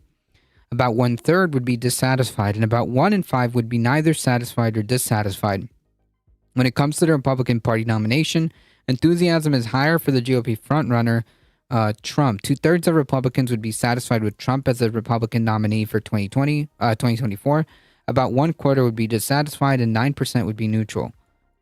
Damn. Looking at U.S. adults broadly, setting aside party affiliations, there's still not much enthusiasm for a Biden-Trump rematch. Most U.S. adults overall, 56%, would be very or somewhat dissatisfied with Biden as the Democratic nominee. And similar majority, 58%, would be very or somewhat dissatisfied with Trump as the nominee. Nearly 3 in 10 U.S. adults, or 28%, say they would be dissatisfied with both Trump and Biden becoming their party's respective nominees, with independents, 43%, be more likely than Democratic, 28%, or Republican, 20%, to express their displeasure with both men gaining party nominations. Yeah. Deborah Broy is an independent who says she supported Biden in the 2020 election, but now the 67-year-old has soured on the president, saying she felt Biden is too focused on dealing with conflicts abroad rather than what's going under his own nose, such as homelessness, gun violence, and the economy. Yeah, so here's the thing, which I've talked about repeatedly. The independents are going to be obviously what determines the election. And in the 2020 election, there was just an energy, an overwhelming energy, solely just to get this guy out of office. Now, this election is not the same. This is not the same. This 2024 election is not the same. In fact, I would argue that this 2024 election is closer in the way it's playing out. In the way it's playing out, that it's closer to 2016 than it is 2020. Then I can show you an example of that. If there's a credible threat of a national abortion ban and a guaranteed chance of a convicted felon getting into office, I'm not as skeptical as you are about them chances. Maybe Maybe during these trials, this guy gets convicted, and all of a sudden, the momentum starts to change. That may be well the case. But like you're kind of gambling on that to be a thing instead of just going forward and campaigning to try to get your voters to come out. That's a very dangerous game that the Democrats are playing. They're basically banking on the idea that like Donald Trump would self-destruct, which hey, it may very well be the case. Okay, like I'm the first one to tell you that, you know, maybe in 4 months from now, the first conviction gets handed down, and all of a sudden that completely throws the game in a different direction. I don't know, but that's the problem. I don't know that. What I do know is what we're looking at in front of us now, and we should act according with what data we have in front of us. There was also record turnout due to increased mail-in voting. That's true. Will we have the same energy in terms of turnout? The same energy? I don't think so. And that's the problem. And again, I'm not in the country. What's going on with Biden right now, said Brophy of North Reading, Massachusetts. I don't think he's health-wise able to continue another 4 years. I think his mind is a little bit going the wrong way, and the way not being able to think. Jesus, she's turned off by Trump's attitude. And he seems a little racist, even while praising his business acumen. Which question mark? How many failed businesses that this guy had to bankrupt? So I don't know what I'm going to do. Again, another person that if this is an independent, independent, another person that's going to probably stay home. So Colorado did a thing where independents can go to either Republican or Dem primaries, which is cool. Yeah, I think that was the case. Was it the case? No. I think that's the case in Georgia. I have to look it up. I can't remember. Trump does shoot himself in the foot many times. Yeah, but we can't bank on that. Like, it is silly to gamble on Trump carrying this election for Dems. Like, how absurd is that line of thinking? Like, that strategy. And I was like, oh, well, you know, Trump is just so horrible and just such a buffoon that he's just going to end up winning the election for us. That is a dangerous game to play. That is a very dangerous game to play. Trump makes his money the modern way, paying his cultists and scamming them. True. Among Democrats and Republicans alike, having a candidate who can win is given slightly more importance than having a candidate whose views represent most people in the party or even themselves. Jesus, we're screwed. If that's how people feel. Man, that's so dangerous. Only 3 in 10 Democrats are extremely or very confident that the Democratic Party's process will result in nominating a candidate that can win the general election in November. Jesus. While relatively few are highly confident they'll get a winning nominee out of the process, 3/4 of Democrats say it's extremely or very important that the party's process for nominating a presidential candidate does result in a candidate who can win the general election. Well, currently the party's process for nominating a candidate isn't exactly moving in that direction, right? I'm keeping quiet, but if polls only sample 4,000 people and how many people don't vote or change their mind, no, we can't speculate on people changing their mind. Like, we have to go based on what data we're provided with. That makes no sense. That makes 0 sense. But they will blame us when they drop the egg. Yeah, no, and I'm gonna stress this. If the Democrats lose, it's gonna be their fault. Okay, this is on Biden. This will be completely on the Biden campaign. Listen, if I'm wrong, then like the only thing that happens is that I take an L, and that's the end of the story. But if the Dems are wrong and they continue down this this strategy of like, oh well, you know, we're not Trump and the Republicans are just too extreme, and that's enough. You know, we're going to bank and gamble on this idea that Trump is just so horrible that it will by default give us the win. If they're wrong, it's GG. Okay? That's the difference. See, if I'm wrong, hey, listen, I get egg on my face, I take an L, and we move on. Right? But if they're wrong, if the Dems lose, it's on the DNC for being complete political morons. Yes, but it's on the Biden campaign too, right? Like, it's primarily on the Biden campaign. They're the ones that need to go out and get this election done.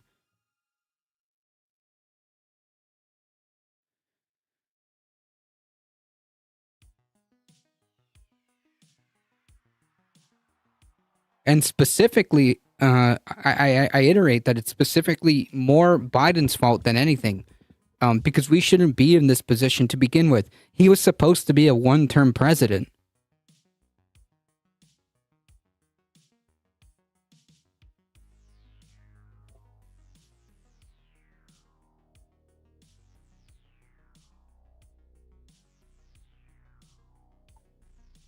That's why, like, specifically, Biden has a little bit more shoulder, more blame to shoulder, because he specifically said that he was supposed to be a one-time president. He was supposed to be a transitory president to kind of like, you know, move away from the Trump era and like, that's it. Beat Trump, get him out of office, and then like move towards the, you know, progress on. And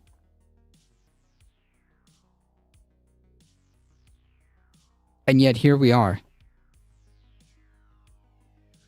They're so afraid of losing, it's making them semi-fascist. Yeah, I mean, doing the stuff that they're doing in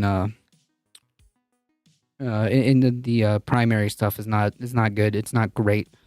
It feels like no one wanted you to put. It feels like no one wanted to put the work in to get a better candidate. Yeah, which is really, really, really freaking bad. Because if this is true, 3/4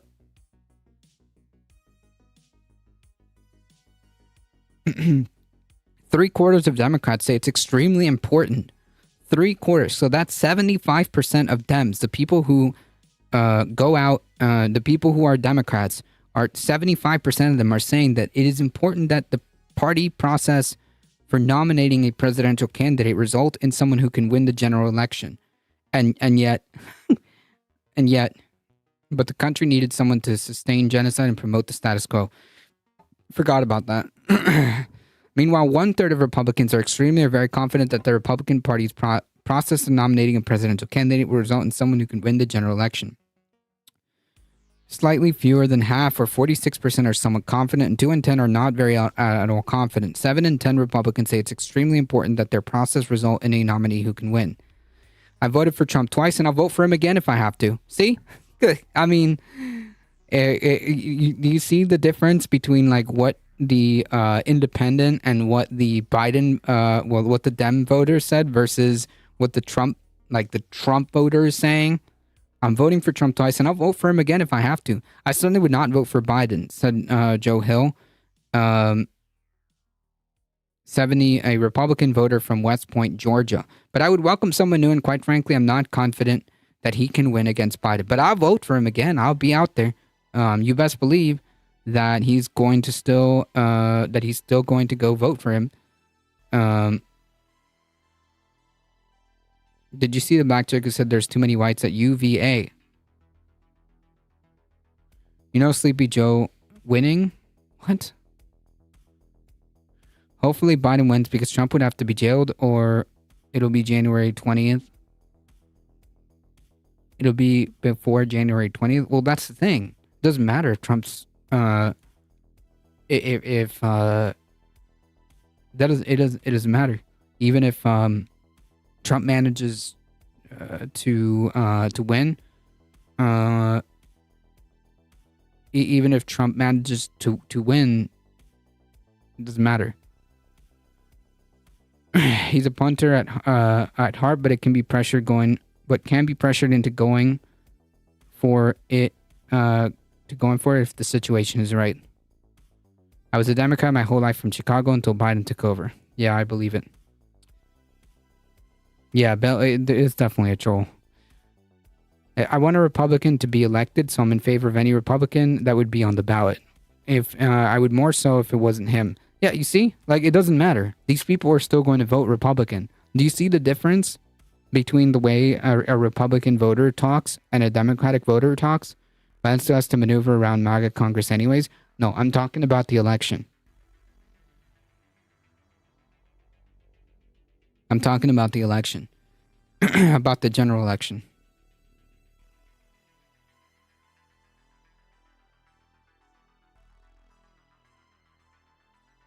The polls show neither man is viewed favorably by the majority of the U.S. public, with only 42 saying they have a favorable view of Biden and 36 saying the same for Trump.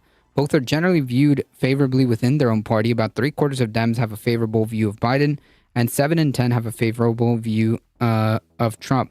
But Republicans are more likely to say their view of Trump is strongly favorable than Democrats are the same of Biden, which is literally what I just finished saying. That's literally what I just finished saying.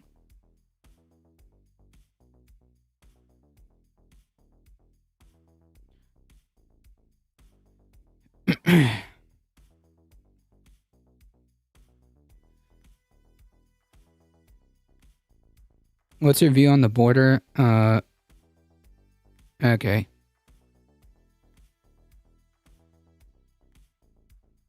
Yeah, xenophobic shit. Goodbye.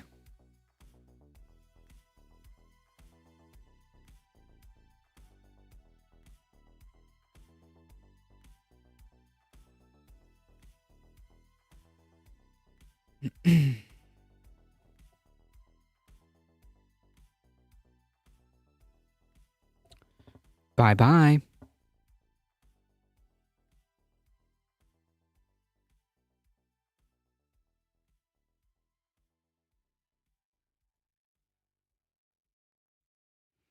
Yeah, you have no power here.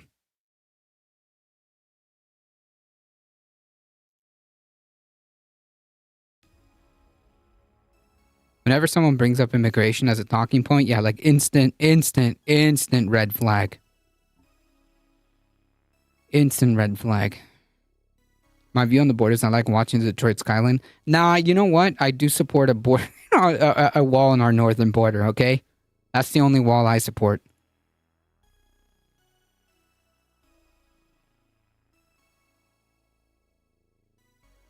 The only wall I support is on the northern border. Okay?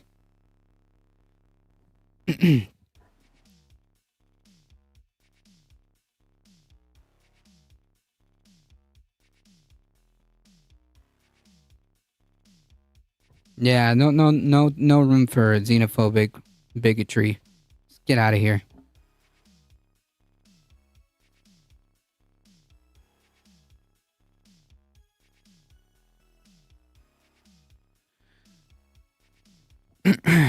But Republicans are more likely to say their view of Trump is strongly favorable than Democrats are to say the same of Biden, 46-34.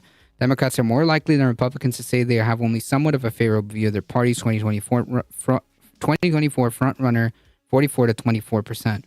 Josh Reed of Pittsburgh, California, says he prefers alternatives to Trump in the Republican field, such as South Carolina Governor Nikki Haley, Florida Governor DeSantis, or Tim Scott, who withdrew from the race. But if the choice in the frontrunners next falls in Biden and Trump, it's between those two, said Reed, a 39, a registered Republican, says, though he holds most libertarian views, there's no third party that's going to make a dent in anything. Sometimes it is what it is. You got to pick between those two. He definitely will vote for next year, which just means that I'm still going to vote for Trump. Like, do you see the issue here?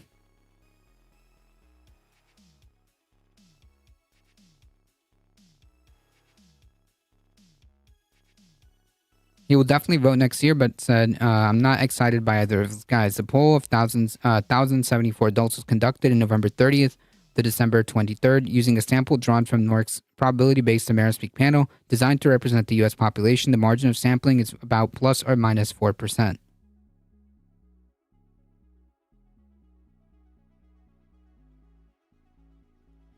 So, that being said,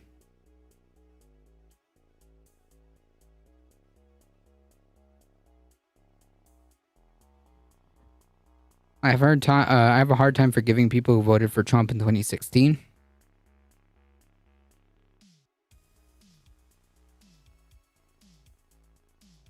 I think it's easier to forgive people who like voted for Trump and fell into the nonsense and drank the Kool-Aid in 2016 who are now not in that cult. At this point in time, it's been what, 7 years? I want to say 7 years. If you're still on that nonsense, then like I have to assume that you're just an a-hole. You just want, like, you're just in it, and refuse to have any type of introspection, and refuse at this point in time to have any type of critical thinking or anything like that. At this point in time, it's 2023. You know, I mean, you know, if they're willing to leave the cult, then like by all means, Jesus, facilitate that. But at this point in time, like, you know, if you're still like those diehard Trump supporters, and this is the way you're going to conduct yourself, then like, you know, let's take a look at this, shall we? Well, the people I know who did realize how bad Trump was, but called Biden a communist. Oh man, those are my favorite. Man, like how, like what alternate reality do you live in? Like if Biden was communist, things would be a lot different. Can you imagine?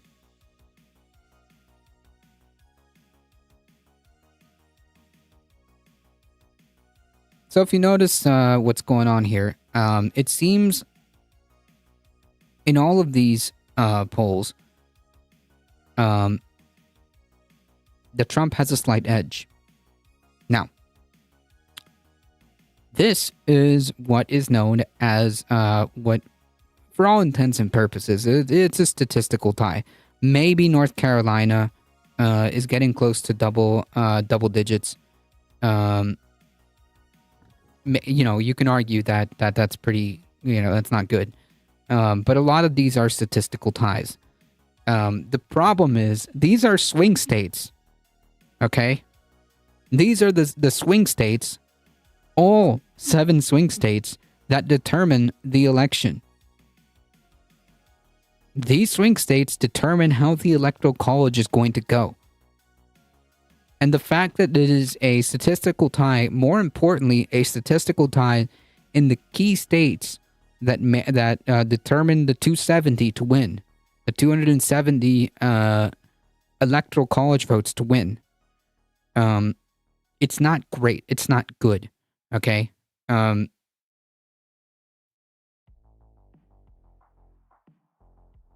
I believe the way I described it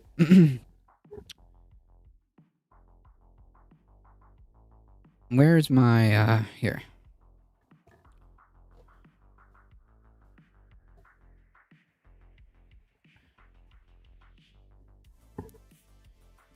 The way I described it is like, hey, it kind of looks like, you know, it kind of looks like there might be an iceberg ahead. Looks like an iceberg ahead. And the Dems are, nah. No, really. It kind of does look like an iceberg. Maybe we should start changing course while there's still time. And of course, all the Dems all you do is see icebergs. We're not even close enough, even if that's true. Yeah, I hope there's enough lifeboats. To which our friend of the channel, Fu Manchu, says the lifeboats do work, but there's only 2 of them, and to which I respond, and none of them are for us. Which is like about as accurate as it freaking gets in terms of like how bad the situation. Because like if I'm wrong, then like whatever. If I'm wrong, then like, if I'm wrong, then you know we avoid outright fascism for another 4 years before it starts. You know, we buy ourselves a little bit of time. If I'm wrong, but see, if the Dems are wrong and they're playing games, then it's Jover. You see the difference? Because if I'm wrong, hey, I'll get egg on my face, and you know, the dumb streamer, the dumb political streamer, made a bad prediction, and like, yeah, he got egg on his face. Okay, you know. But if the Dems are wrong, it's Jover. So, like, who's... You know, if the Dems are wrong, it's Jover, and we all lose. So... You see where the issues are? Where the issues start to become more concerning?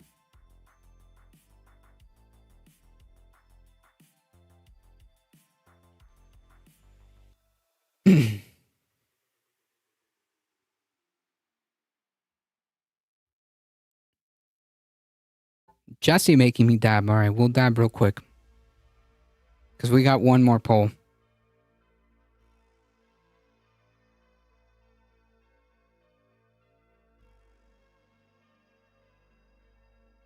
So anyways, have a great weekend. We got one more we got one more poll, okay? Listen, the doom isn't over, okay?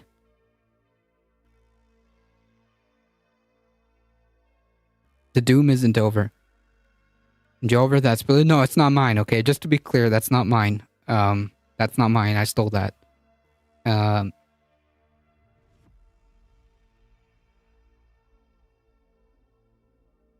So, you know, you could be saying like, hey,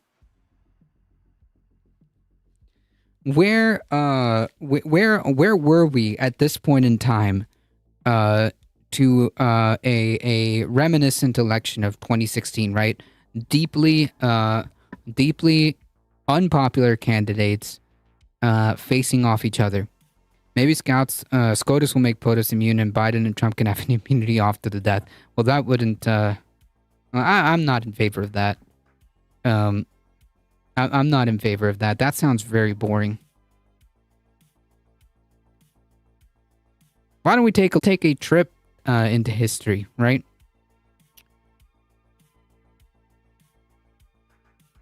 In the polling from Real Clear Politics,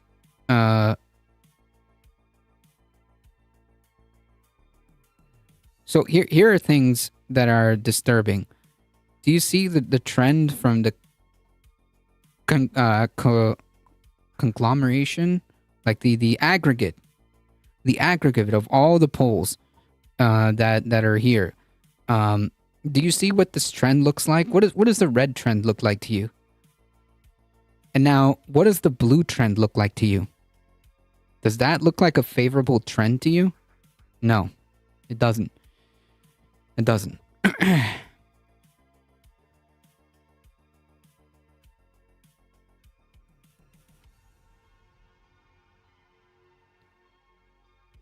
This time, we're at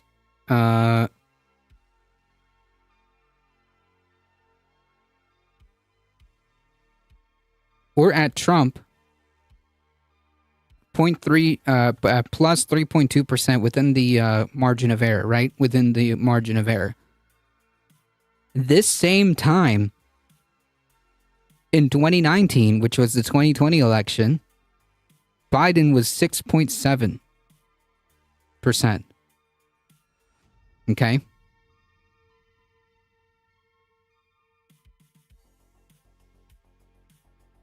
just to kind of contrast where we were, and the same time in the 2016 election, Clinton was up by 5.7. Okay.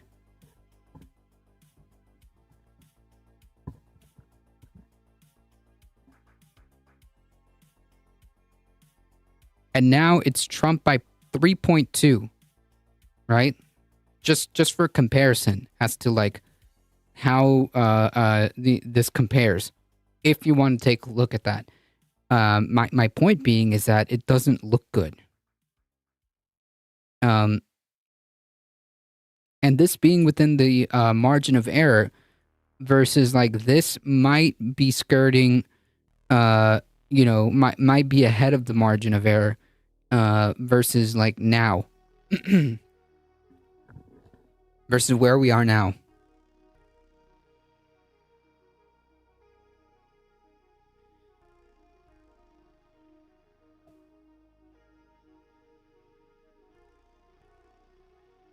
This is not going to be the 2020 election, folks. This is not going to be the 2020 election, folks.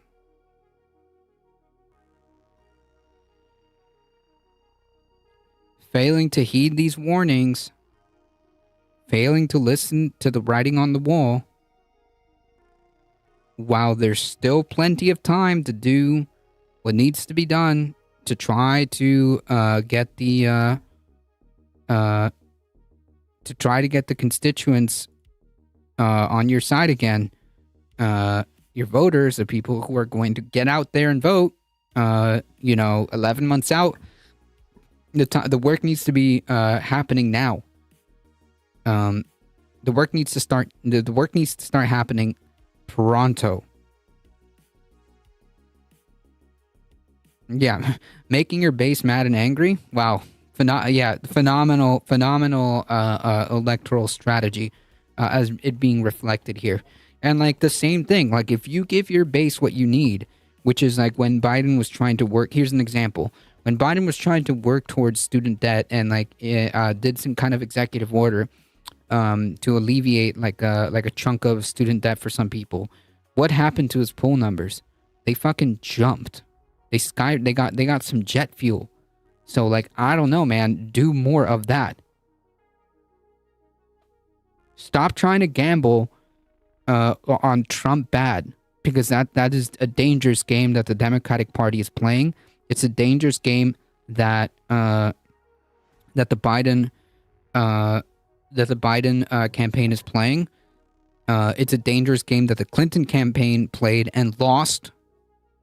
So yeah. Remember the expanded child tax credit? Yeah. Keep doing that. Apparently he did a lot, but they didn't advertise it well. Yeah, that may be the case. When he did things like this, when he did things like the expanded child tax credit, when he tried to, I think he did get some student loan debt relief signed off. These things mattered, and it was reflecting.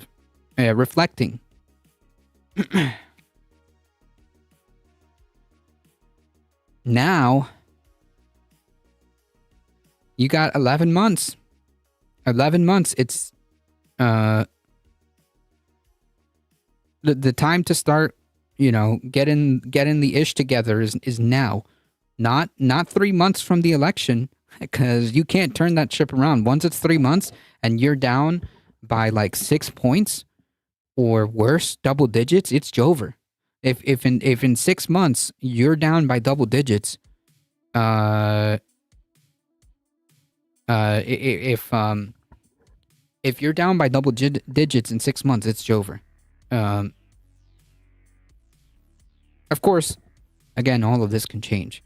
For all we know, in the next couple of months, the time to start, exactly. For all we know, you know what? It might be the case that when the convictions start rolling in, that the tables might turn.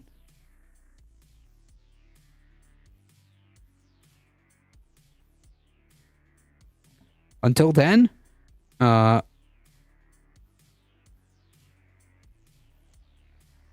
would be prudent and logical and rational to see these numbers and to see this and go, huh, yeah, we need to start working on this now.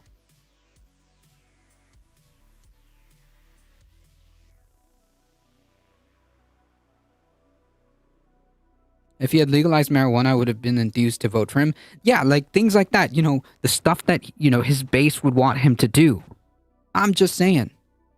You know, the base that would vote for you.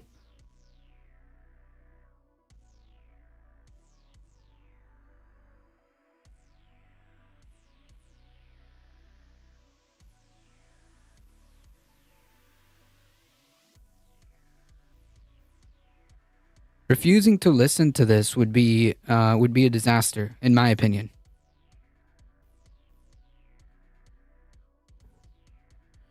All right, folks, it's time. Thank you guys so much for hanging out. I appreciate it. Thank you for the support. Thank you for the biddies. Thank you for the thank you for the follows and shout outs. 21, I was gonna say $27. 27 Club, thank you. I appreciate it. Thank you. You guys are what makes this channel grow. If you guys want to continue to support the channel, don't forget to hit the like button. It really does help us out. Go on the YouTubes, subscribe to the YouTube channel. Spread the word far and wide. We're here Monday through Thursday. Bring a friend. Also, don't forget, folks, join the Discord. End of month movie event will be Christmas themed. So if you want to stop by or just join the Discord just to hang out with some cool people, or joining the Discord just to have a way of keeping up with the channel, either way, there's some fantastic folks there. So feel free to stop by. I will also, again, I forgot, but I have to make an announcement, and I will be making an announcement for the movie event. So I will do my best to do that right after dinner. Thank you, Heat. Thank you, Michael Hassler, for keeping the chat chill. I appreciate all of you guys hanging out. As always, folks, please stay safe. Please take care of each other. I love y'all, and I hope to see you guys in the next one, Monday, 5 p.m. Eastern Time. Thank you, guys. I appreciate it. See ya.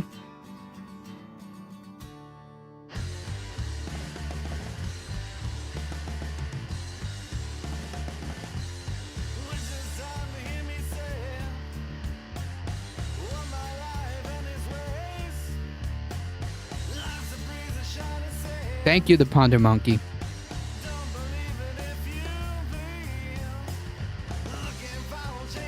Shabugan, thank you. I appreciate it.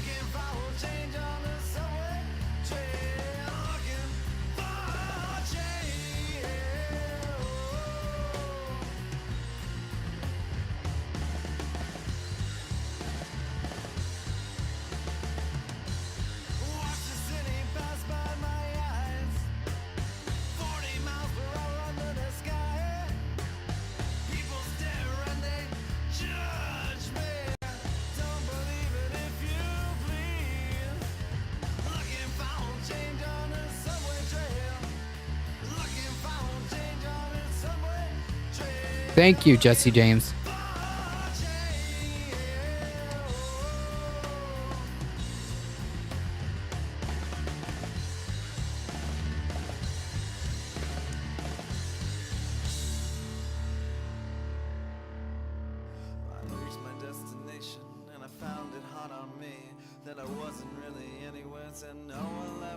All right, folks, this is all I can think of for right now, because I didn't see any other smaller streamer.